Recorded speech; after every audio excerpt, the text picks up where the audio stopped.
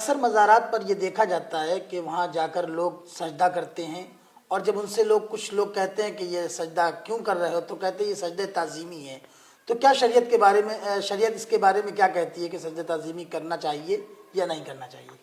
دیکھو، رسول اللہ صلی اللہ علیہ وآلہ وسلم کی ایک حدیث ہی سارا مسئلہ کلیئر کر دیتی ہے۔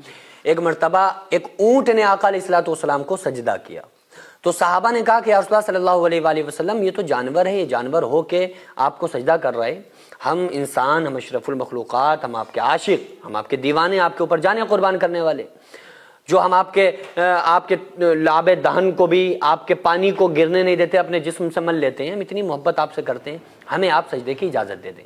تو آقا علیہ السلام نے ارشاد فرمایا کہ نہیں، غیر اللہ کو سجدہ حرام ہے، اللہ کے علاوہ کسی کے لیے سجدہ جائز نہیں ہے کہ کسی کو سجدہ کیا جائے۔ آقا علیہ السلام نے اس کے بعد ایک بات اور فرمائی، اگر غیر اللہ کو سجدہ جائز ہوتا تو وہ سجدہ اللہ تبارک و تعالیٰ عورتوں کو حکم دیتا کہ عورتیں اپنے مرد کو، اپنے خاوند کو سجدہ کریں، اپنے شوہر کو سجدہ کریں۔ البتہ اس کی اطاعت اس پر واجب ہے کہ بیوی کے اوپر یہ واجب ہے کہ اپنے شوہر کی اتباع اور فرما برداری کرے۔ تو یہاں پر رسول اللہ صلی اللہ علیہ وآلہ وسلم نے خاص طور پر کلیئر کر دیا، اور یہاں پر وہ سجدہ تعظیمی ہی کی بات ہو رہی تھی۔ عبادت کی غرض سے اگر سجدہ کیا جائے تو شرک ہے۔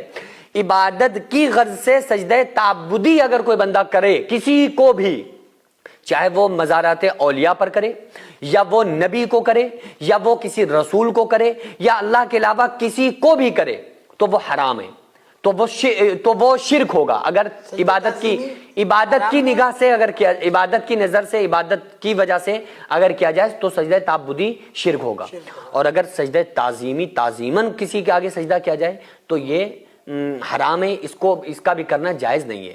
اچھا، کچھ لوگوں سے یہ بات کہی جاتی ہے تو وہ یہ کہتے ہیں کہ آدم علیہ السلام کو سجدہ کرایا گیا اور تمام لوگوں کو سجدہ کرایا گیا۔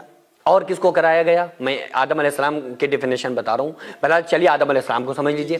حضرت آدم علیہ السلام کو جب اللہ تبارک و تعالیٰ نے حکم دیا کہ اب فرشتوں کو کہ وَإِذْ قُلْنَا لِلْمَلَائِكَةِ اسْجُدُوا لِآدَمَ فَسَجَدُوا إِلَّا إِبْلِيسَ، تو تمام فرشتوں نے حضرت آدم علیہ السلام کے آگے سجدہ کیا، الا ابلیس، سوائے ابلیس کے۔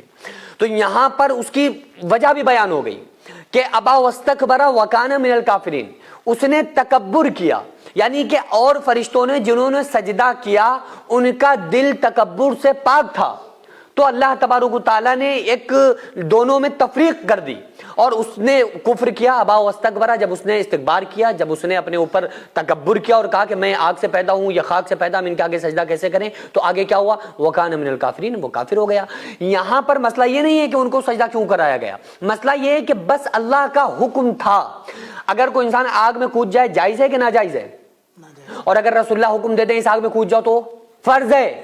رسول اللہ اگر کہہ دیں کہ جاؤ، اور رسول اللہ صلی اللہ علیہ وآلہ وسلم نے فرمایا کہ جو یہاں حاضرین غائبین تک دین پہنچائیں، تو کیا ہوا؟ صحابہ کرام نے گھوڑوں کو پانیوں میں ڈال دیا، سمندروں میں ڈال دیا۔ رسول اللہ صلی اللہ علیہ وآلہ وسلم نے جب ان لوگوں سے، جو لوگ دشمن تھے، ان سے جب اعلان جنگ ہوا ہے، جب ان سے اعلان جنگ کیا اور ان سے جب جہاد کیا ہے، تو کیا ہوا؟ کیا صحابہ نے اپنی گردنوں کو نہیں کٹایا؟ ویسے اپنی جان کو جوخم میں ڈالے تو حرام، اور رسول اللہ کہہ دیں تو فرض۔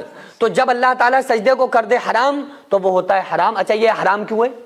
اگر آج ہمارے اوپر اس سجدہ چاہے وہ تعظیمی ہو یا وہ تعبدی ہو، یہ منع کیوں ہے، حرام کیوں ہے؟ کیونکہ اللہ نے منع کیا۔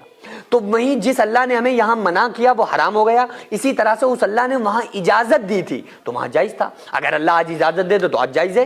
تو مطلب تو یہی ہے کہ جب اللہ نے کہا کرو تو جس نے نہ کیا وہ اللہ کے خلاف گیا، تو ابا واستکبر وکان من الکافرین، تکبر اس نے کیا اللہ کے حکم کے آگے اور کافر ہو گیا۔ آج اللہ نے منع کیا ہے، اب اگر کوئی کرتا ہے تو گویا کہ اس نے اب اللہ کی مخالفت کی، اللہ کے دین کی مخالفت کی، رسول اللہ صلی اللہ علیہ وآلہ وسلم کے احکام کی مخالفت کی، تو اس کا کیا ہوگا؟